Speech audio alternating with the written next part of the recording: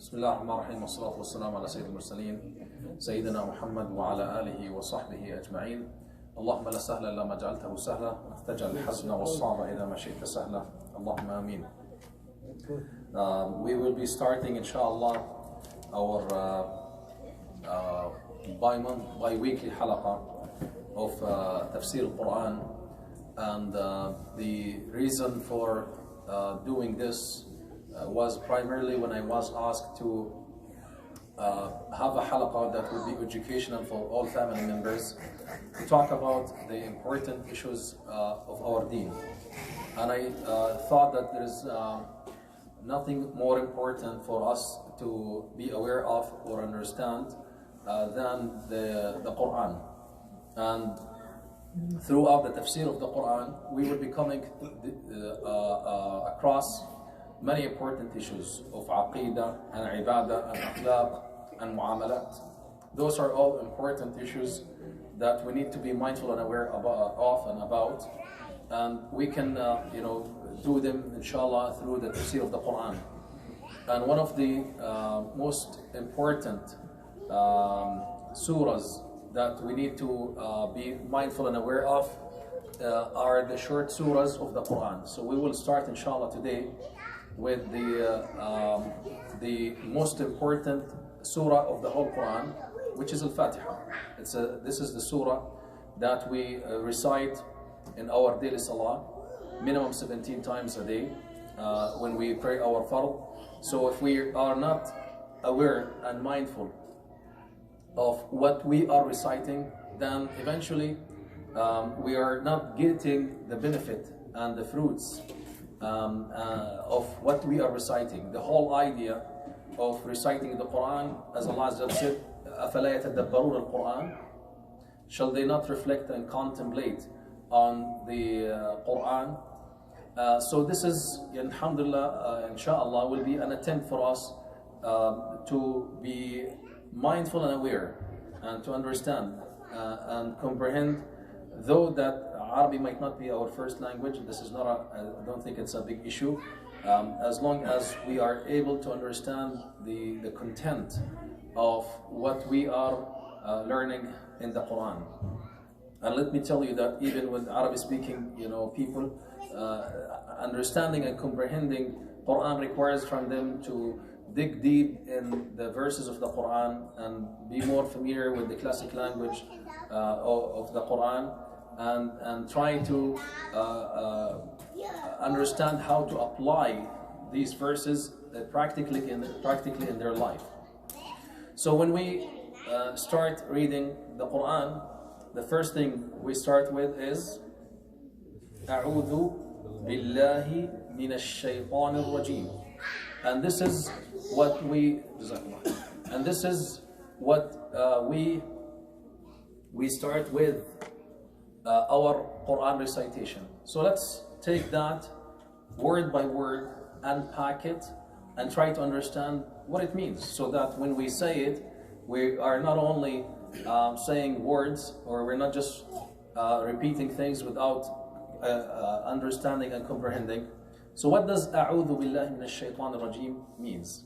أعوذ literally means I seek refuge.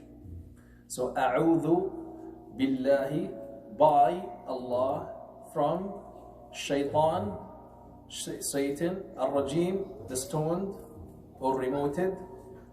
And we sometimes أعوذ بالله السميع العليم من الشيطان الرجيم. There are different ways to say it.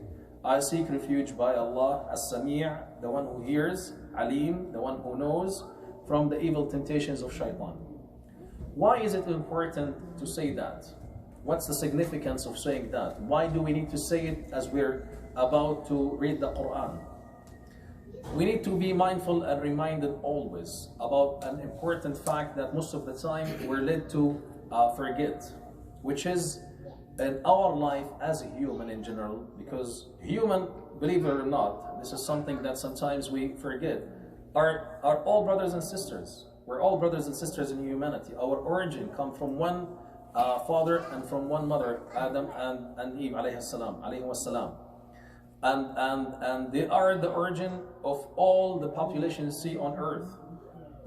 And there is no enemy despite of the fact that we're divided among ourselves in this life, there are no enemies for us as human except one enemy, which is shaitan. And this is, clearly illustrated to us in many places in the Quran. وقلنا يا آدم اسكن أنت وزوجك الجنة ولا تقربا هذه الشجرة فتكونا من الظالمين فدلاهما بغرور.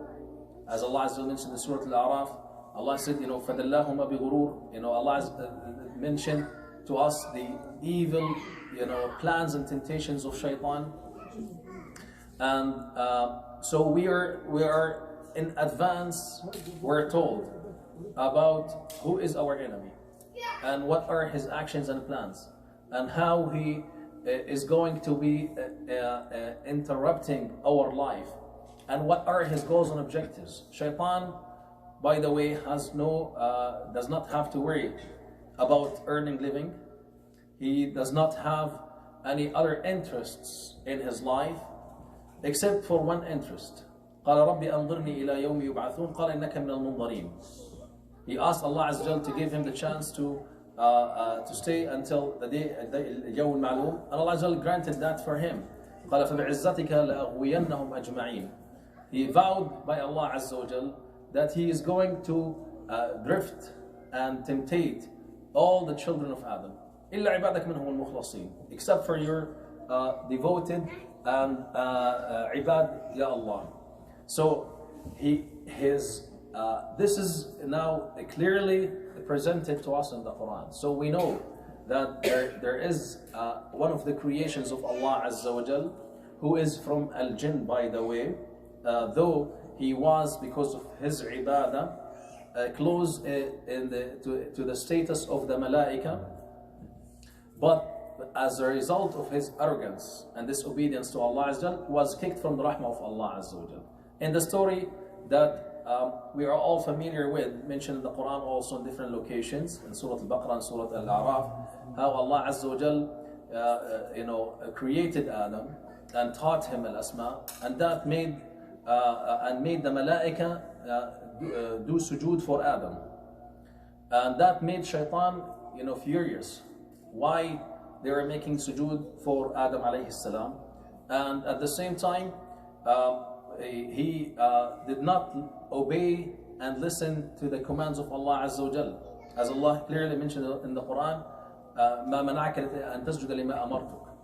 Why you did not bow or make sujood when I made a clear order to you to do so. And then eventually his response, أنا خير منه خلقتني من نار وخلقته من طين. I am better than him. I am created from fire, he is created from clay, which make no difference. Clay and fire are two substances of this life, and they are, in their materialistic value, has no no value whatsoever.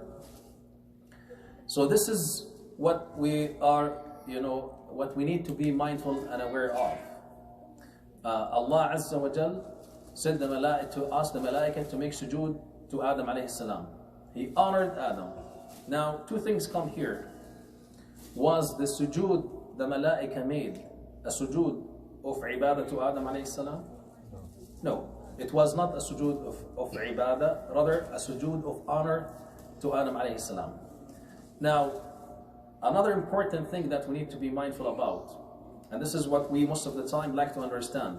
We have a belief and understanding that malaika are superior. They are ibadun nuraniyin, they're created from nur. They just don't disobey Allah Azza wa Jal, and they're the soldiers of Allah. So we look at them as, when we want to praise someone, we say he's an angel or she's an angel. Though the value of the mu'min could be sometimes, if you were to be devoted in your ibadah and close to Allah Azza wa Jal, higher than the status of the malaika. And that's clearly in the Quran, and that's why Allah Azza wa Jal asked the malaika to make sujood to Adam alayhi salam.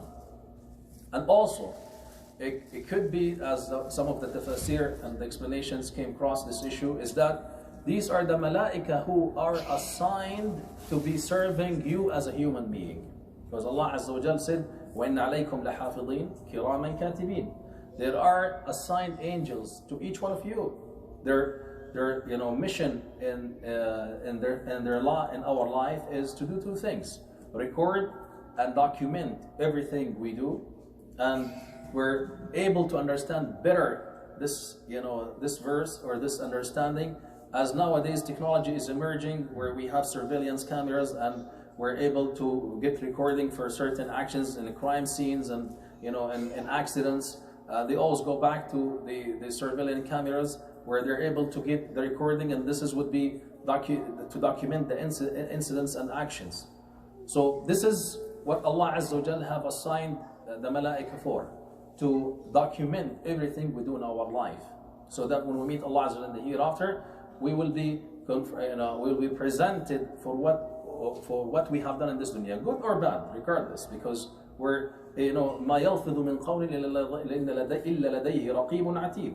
Whatever you even utter in your mouth will be recorded to you. So the malaika, they will be doing that job for you. And the second job for the malaika who are assigned for the human is for protection, the hafidhin, to protect you. And we can see that clearly most of the time in our daily life activities, or even with our children. Sometimes you could see that your child was that close to come to a very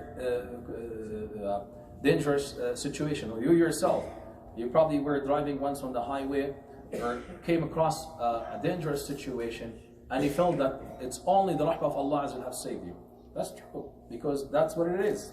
Some brothers are testifying to that. On Eid, I'm a testifying vouch. On Eid, we're heading out from the mosque home, right? We're driving, and this car swings quickly and almost hits us. My father controlled the car. He saved us from the car. It was about to hit us. We were about to hit the wall on the highway, and we could have died that day. So alhamdulillah, this is what the malaika are intervening to do. Also the malaika have different other jobs as Allah has said, بلى إن تصبروا وتتقوا هذا ويأتوكم من فوركم يمددكم ربكم ب5000 من الملائكة 3000 من الملائكة مردفين وإن تصبروا وتتقوا يأتوكم من فورهم هذا ويمددكم ربكم ب3000 من الملائكة ب5000 الملائكة مسومين.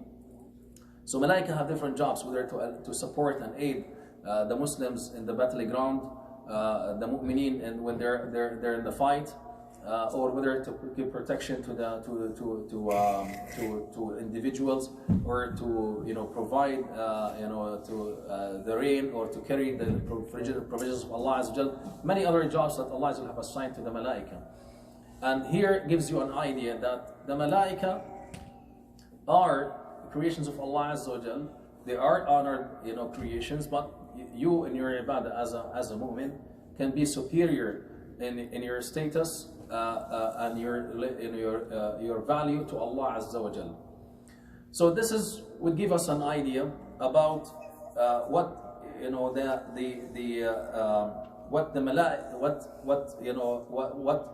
are we dealing with. Shaitan have vowed, قال فبما أغويتني لأقعدن لهم صراطك المستقيم ثم لآتينهم من بين أيديهم ومن خلفهم وعن شمائلهم ولا تجد أكثرهم شاكرين. Shaitan has clearly indicated and exposed his plans to us in advance, that he will be coming to us from our right, from our left, and from the front, and his attempt is to drift us from the right path. And he said, speculated, وَلَا تَجْدُ أَكْثَرَهُمْ شَاكِرِينَ, and you will not find many of them, Ya Allah, thankful to you, showing gratitude to you, staying on the right path. Now here comes a challenge. Now we know that Shaitan is jinn. كان من الجن ففسق عن أمر ربه أفتتخذونه وذريته أولياء من دونه وهم لكم عدو بئس للظالمين بدلا. Now we know jinn has different abilities than a human. Human is created from clay. Our substance of a creation is heavy, and we shaped in physical appearance, which is the body that we have. However, shaitan, who is jinn, is created from fire, as we know, and then the way that Allah created that, we don't have to get into the details, but jinn have different abilities. They are able to shape in different forms. They are lighter, created from lighter material than ourselves. So we are إنه يراكم هو وقبيله من حيث لا ترونهم. They can see us, as Allah explained to us in the Quran, without we are able to see them. So now we're dealing with an enemy who's full of hatred, who have no agenda in his life except to drift us from the right path, and who have no other interest in life, or no other things to worry about in life except for this particular goal, and he is very devoted. Unlike us, a human being, we are insan, is from nisyan. We all the time forget, and we drift from the right path. So he has no agenda except this. And what even makes things worse is he's unseen to us. He can see us, but we're unable to see.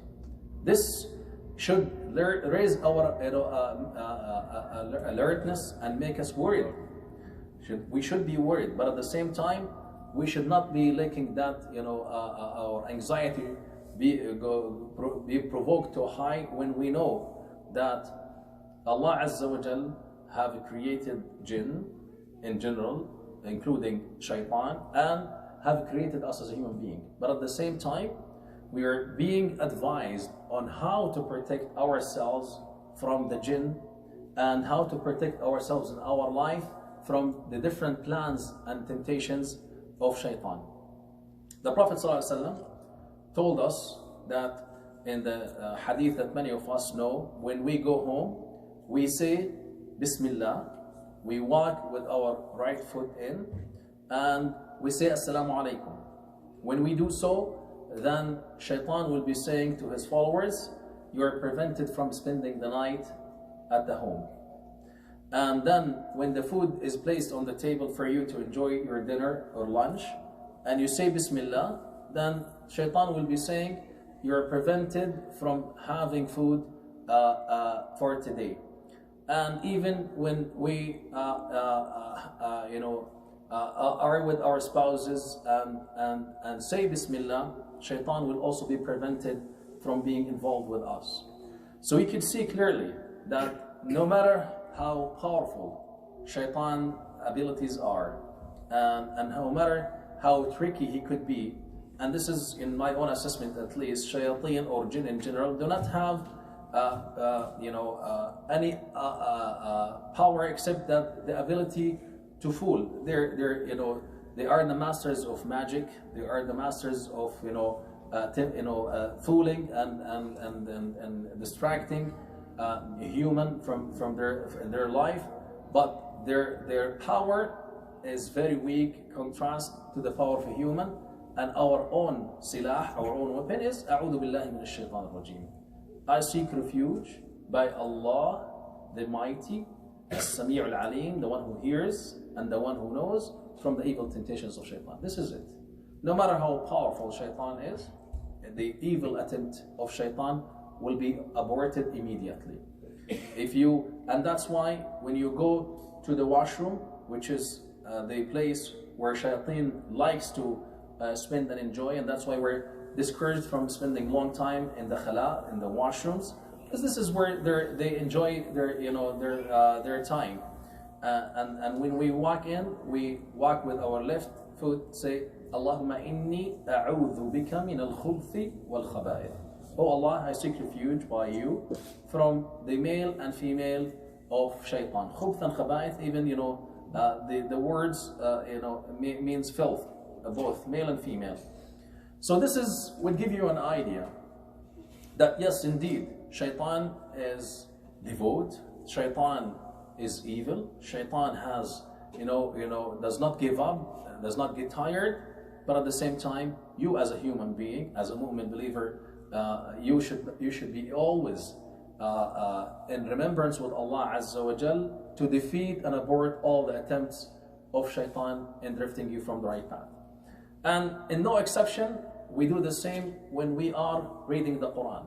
And that's why, by the way, from the the أدعية أذكار الصباح والمساء الله احفظني من بين يدي ومن خلفي وعن يميني وعن شمالي ومن فوقي وأعوذ بجلالك وعظمتك أن أغتال من تحتي.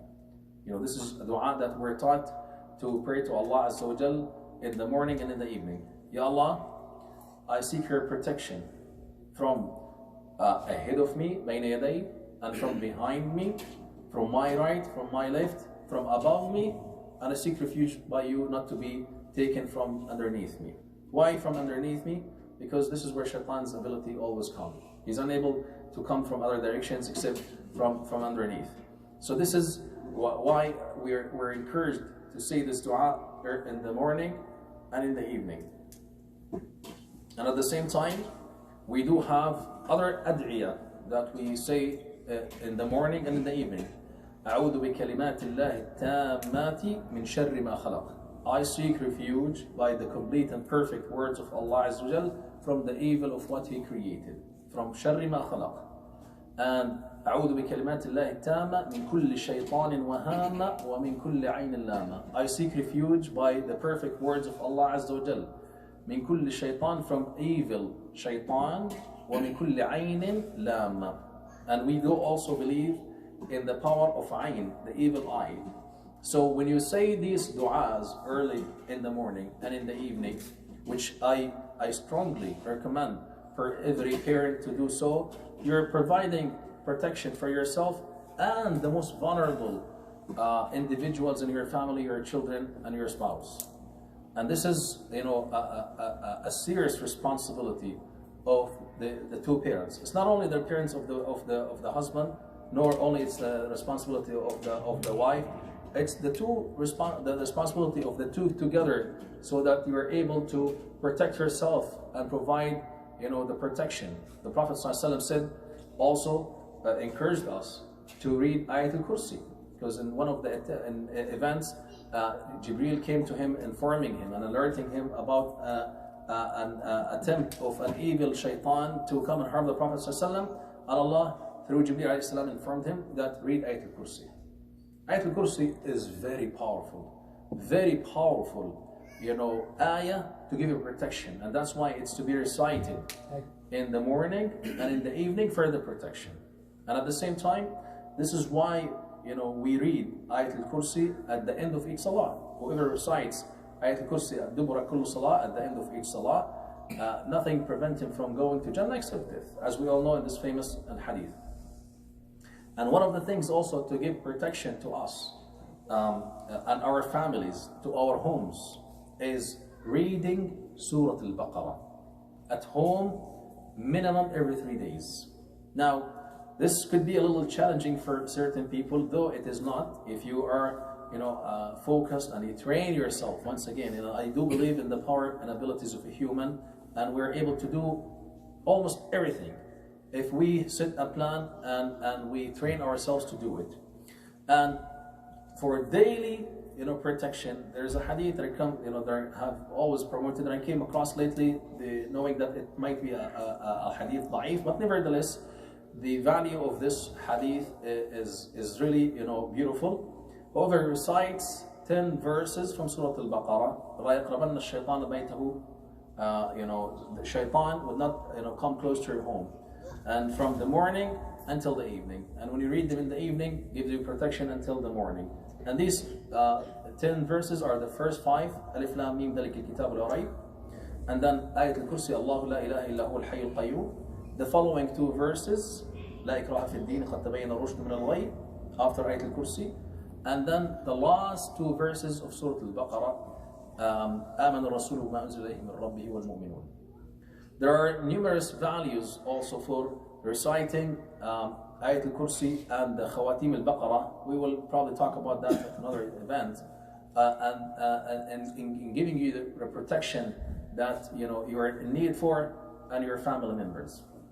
To conclude, inshallah, another piece of information that is so helpful, and I primarily encourage the brothers to remember this dua, is Bismillah, Tawakkaltu ala Allah, ولا حول ولا قوة إلا بالله العلي العظيم اللهم إني أعوذ بك من أن أضل أو أضل أو أذل أو أذل أو أجور أو يجار علي.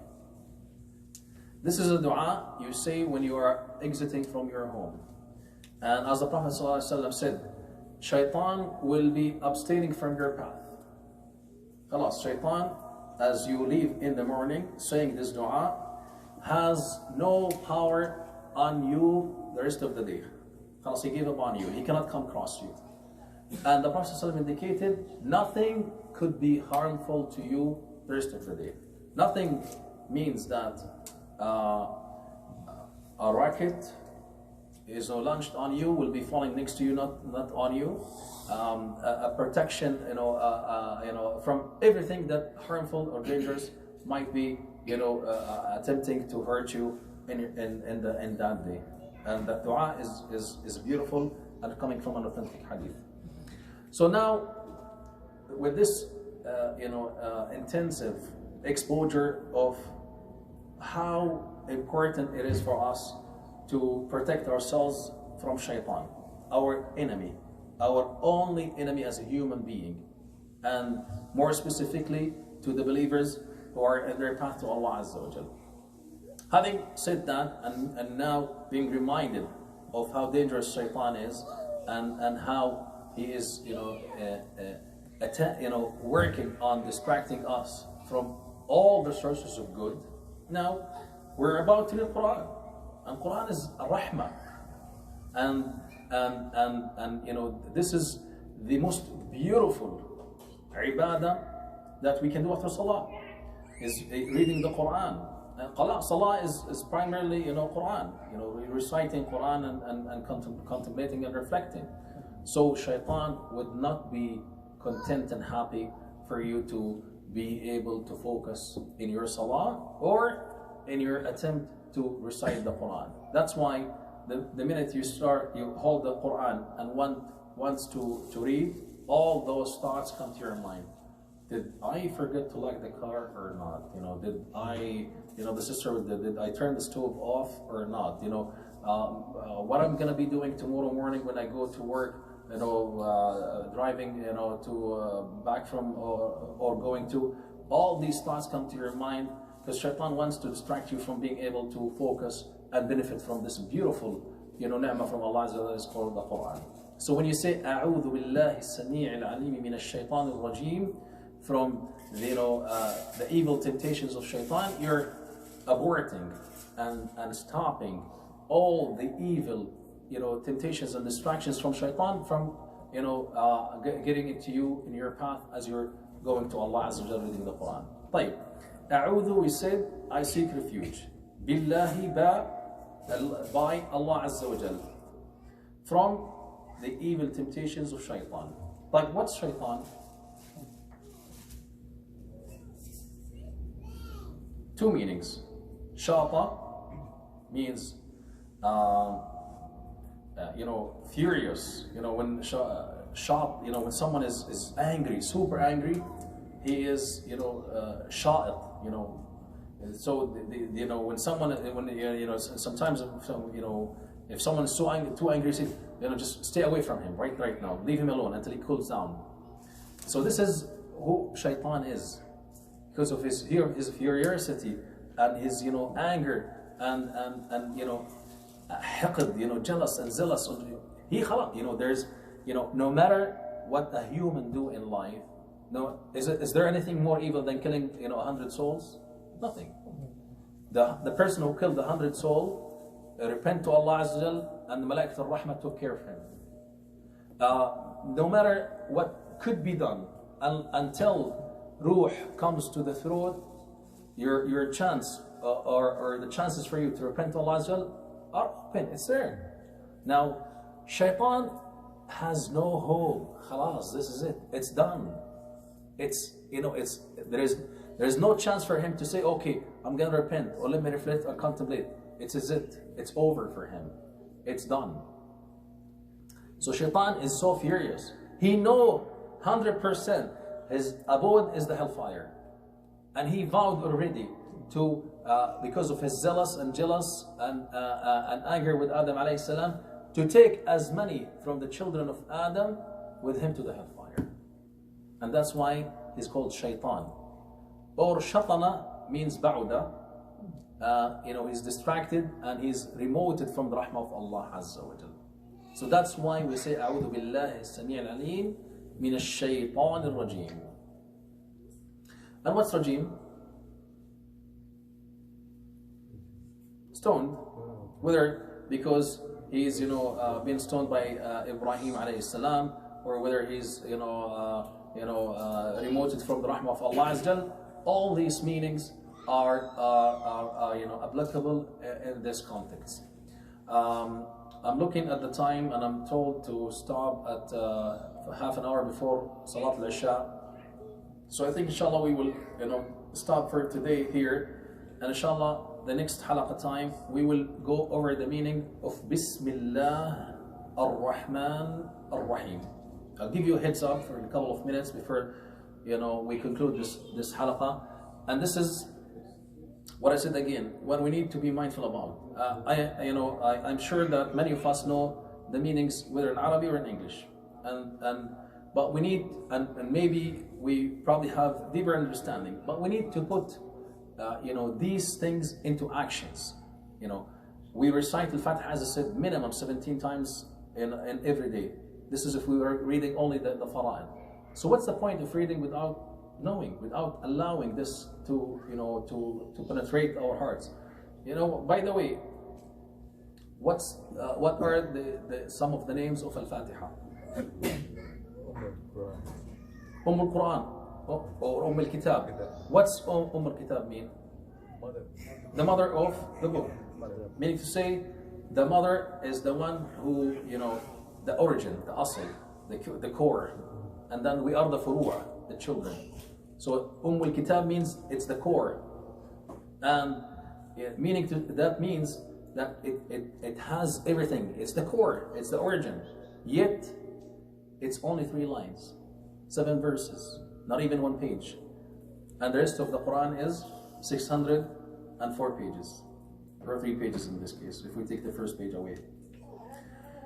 So this is how important this surah is. And what else from the meanings of surah, the names of Surah Al-Fatihah? Al-Shafiyah. What's Al-Shafiyah? Recovery, the curer, right? And why is it called Al-Shafiyah? Because it has the shifa. Al-Khattab radiyallahu anhu used to cure people reciting Al-Fatihah. Yeah, reciting Al-Fatihah. He puts his hand on people's heads and recite Al-Fatihah. After the death of Umar al-Khattab, someone was sick and they want to treat him, so they recited the Fatiha. Nothing changed.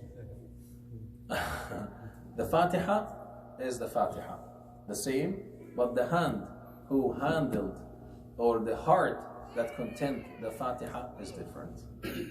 So there are, and like what one of the doctors have given an example to illustrate this, sometimes you travel abroad and you get sick, so you walk to a nearby store, not to the pharmacy necessarily, you could go to a convenience store and buy antibiotic. This is very common, by the way, outside Canada.